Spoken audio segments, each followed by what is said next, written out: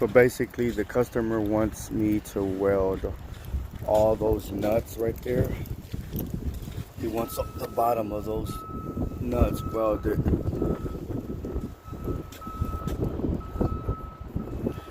Apparently they're going to be pulling from over there and they don't want it to move.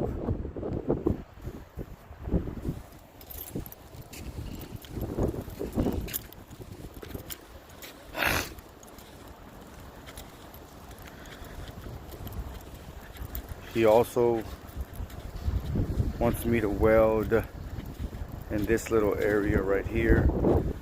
They got 96 batteries, lithium batteries. They're going to be sitting on those right there, and they want them all welded. So that's what I'll be doing if everything works out.